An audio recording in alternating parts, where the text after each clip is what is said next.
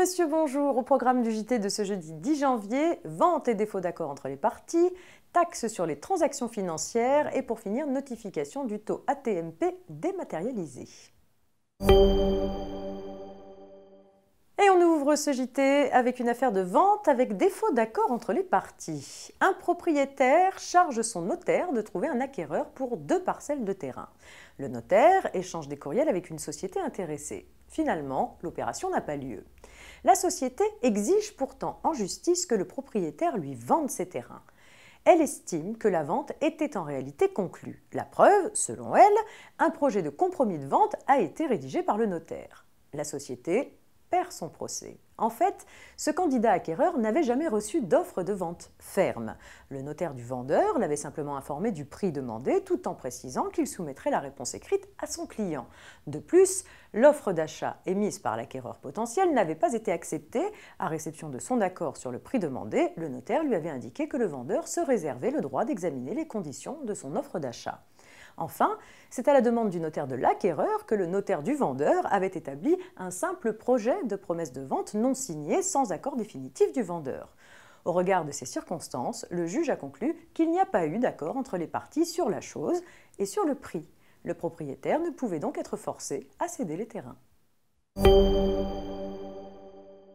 La taxe sur les transactions financières est une taxe boursière s'appliquant sur les achats d'actions de sociétés implantées en France dont la capitalisation boursière dépasse 1 milliard d'euros. Elle est calculée valeur par valeur, en fin de journée, en fonction de la position nette acheteuse. Elle est égale à 0,3% de la valeur d'acquisition. 132 sociétés sont concernées par cette taxe. La nouvelle liste de ces sociétés vient d'être publiée. On vous dit tout à présent sur la notification du taux AT-MP dématérialisé. En début d'année, la CARSAT notifie en effet leur taux de cotisation accident du travail aux entreprises qui relèvent d'une tarification mixte ou d'une tarification individuelle au taux réel. Depuis mars 2017, cette notification peut être effectuée par tout moyen lui donnant une date certaine, mais l'assurance maladie continue à utiliser la lettre papier envoyée en recommandé avec accusé de réception. Depuis 2018, les employeurs en DSN et leurs tiers déclarants reçoivent par anticipation le taux de la cotisation AT-MP par email sécurisé via leur compte AT-MP dans net-entreprise.fr. Mais cette information ne se substitue pas à la notification officielle papier adressée par la CARSAT. Une nouvelle étape est franchie et les employeurs peuvent opter pour une dématérialisation complète de la notification de leur taux AT-MP. Pour ce faire, ils doivent avoir adhéré au compte AT-MP sur net-entreprise.fr.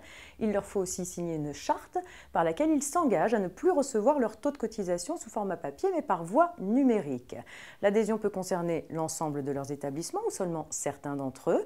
Dès que leur taux AT-MP change, les employeurs sont prévenus par mail et ils peuvent accuser réception de ce nouveau taux par voie dématérialisée. Leur compte AT-MP leur donne alors accès à un fichier PDF signalant ce nouveau taux. Ce fichier est l'équivalent de l'ancienne lettre recommandée avec accusé de réception de la CARSAT. Fin de cette édition, on se retrouve demain vendredi pour un dernier point d'actualité juridique avant le week-end. Très bonne journée.